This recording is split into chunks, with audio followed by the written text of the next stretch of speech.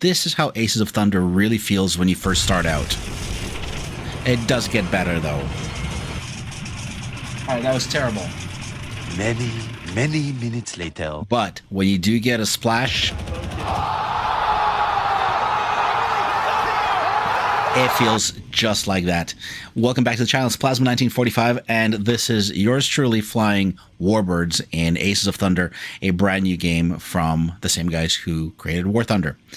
And I'll talk about the flight, how it feels, comparisons to DCS World, so you can decide if Aces of Thunder is something for you. One thing to keep in mind, it is very much a VR game, and because it is, you have to have your VR headset and controllers. And here's my initial feedback. All right. You do need both of your controllers to fly this thing. And it seems like a really neat idea until you have to actually control things that way. And adjust settings. Everything is touch-based, which is kind of cool.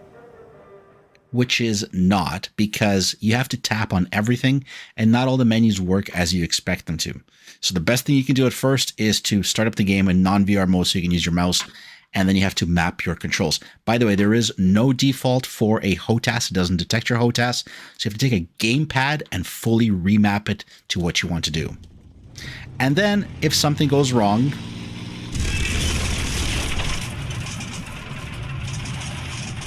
well, now you're in VR mode, and now you have to reverse your axes by clicking and tapping things. And every time you tap, nice and loud, super annoying. Yeah, every time you tap and click on the controllers, your cannons will fire, which is even more annoying. But these are the things you can kind of get around. Eventually, you will get the airplane going and be able to take off. There is a test flight function, which is kind of fun. You can take off and fly above an island, but what you really want to do is get into multiplayer. And currently, there's not enough people playing this game, and the missions are kind of weird. So here's how I got to the multiplayer. Yes, I would like to leave the test flight. Can I go please fight somebody who is real? And that's going to be impressive. All right, P-51 Mustang. Game mode. Searching for game sessions. This is where it gets crucial. What the? Battle is already in progress. Does this suck? I'm looking for a battle. Joining session. Oh man, this is exciting. What the hell? I'm a carrier?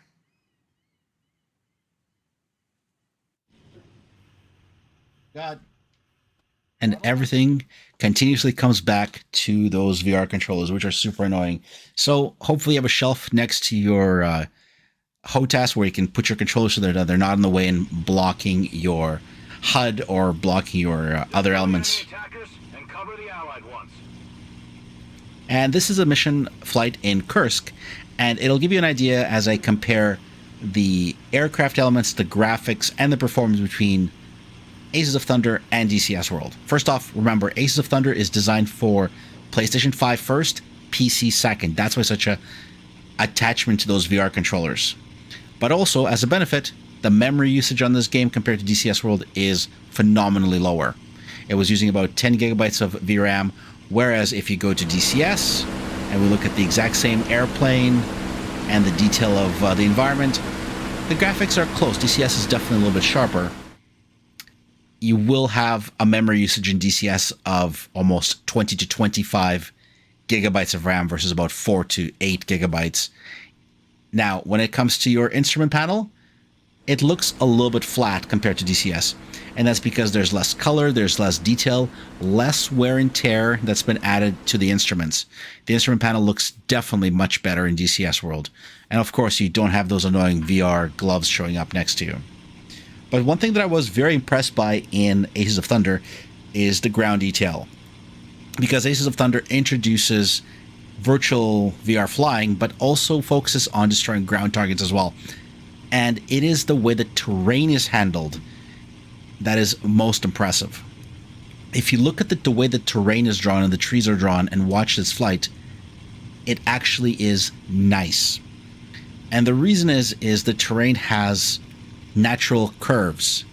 And if you've flown in DCS World, unless you're flying on the most complex maps such as Afghanistan or flying on the Cold War Germany, the shoreline will just sort of run into the water and be squarey and blocky, whereas these nice curves of naturally weathered terrain makes flying so much more enjoyable. Now, DCS doesn't look bad, so this is flying in the P-51 over a lake on the Cold War Germany map. Looks pretty nice, and the shoreline looks good. For some reason, Cold War Germany is very flat. Maybe I didn't fly in the right area. And here, without shadows, you can actually really compare how the console looks, but it's definitely a lot more detailed. But overall, as you fly around, I found that for whatever reason, the Aces of Thunder terrain just looked a little bit more inviting. And you get distracted by it quite a bit, as I'm here in this dogfight trying to take the 6 of this enemy, until a wingman comes up and taps him. I got my throttle, making sure that this guy can't get an overshoot on me. And as I'm watching him fly by and smoke, and his damage effects are quite nice. That trail of oil and exhaust looks great, but I keep looking around at the terrain. And I think it is really those naturally weathered hills and environments that make it look that good. But focusing back on our dogfight, the bad guy decides to go into a vertical, and I have a wingman with me. I can't tell if it's a bot or if it's another player. I score a lucky hit, and with all that debris coming off the aircraft as he comes down for a nice fireball of an explosion, I've already picked out a new target, a bomber that's flying low, that's attacking ground units. And this is the Kursk custom mission, which has enemy bombers and fighters, but so far I've been able to encounter only 2 real pilots. Again, this speaks to the low population on the PC side on Steam of players. The counts are in the hundreds, 200s, 300s at this point. But even with bots, it is a fun game to play. But I can see that you could really run out of missions. There's about 12 historical missions that you can fly, but you can run out of missions pretty quick. However, when it comes to the damage and the enemy aircraft, how they come out of the sky and explode, it's pretty impressive. Unfortunately for you, once you get hit, you just black out. You don't get that nice crash unless it's a self-induced crash, and you'll see me crashing a few more times here. But overall, from a graphics perspective and a performance perspective, it's running quite well. Stable 60 FPS in VR on the Pimax Crystal. But always I come back to the graphics, and the sound is actually quite well done. So I'm going to go quiet and let you guys listen to the sounds here as the airplane comes in for a crash landing with the engine struggling.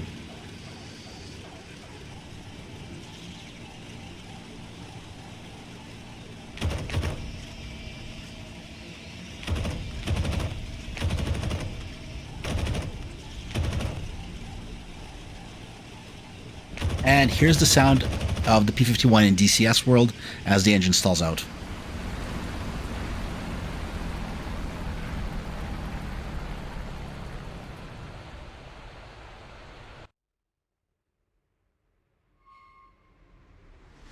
And here is the sounds of a dead stick landing.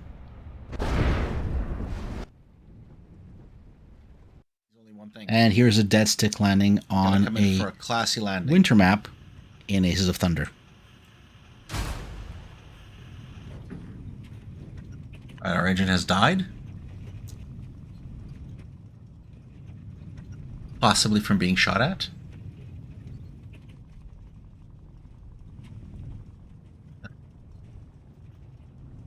I'd like to buy a landing, please. And this thing's great at gliding. Right into this village. We're cool, we're cool. We're upside down, we're inverted. Great looking explosions. I'll give myself that.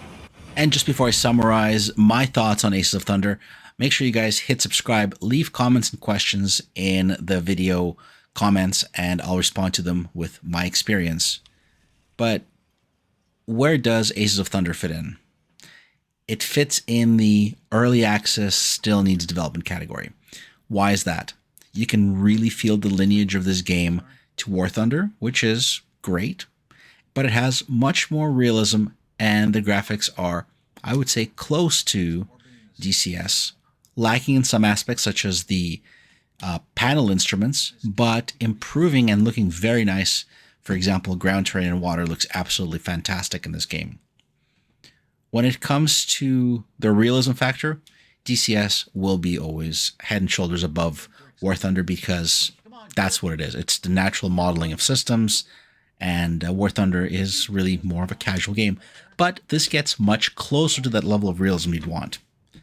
When it comes to multiplayer and missions, right now, multiplayer is pretty much non-existent on the PC side. I'm not sure what's happening on the PlayStation 5.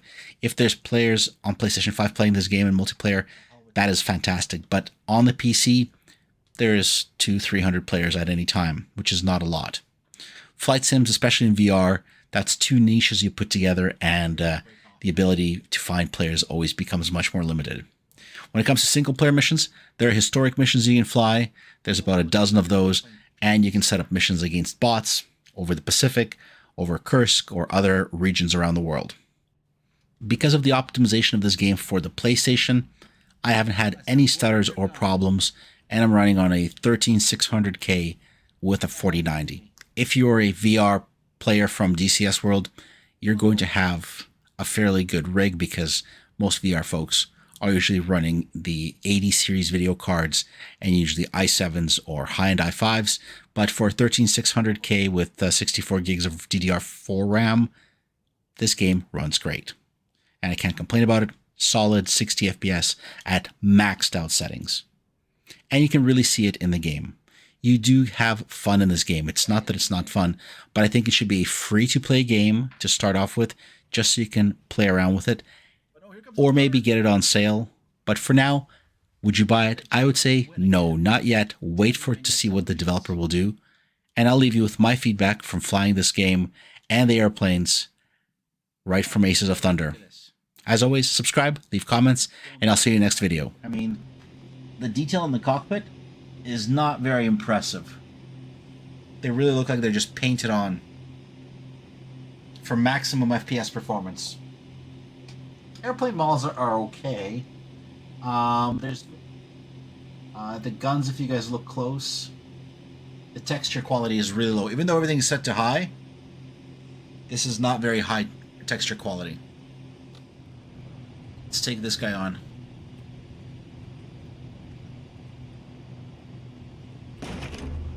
The hell am I firing? That was easy. Those large caliber cannons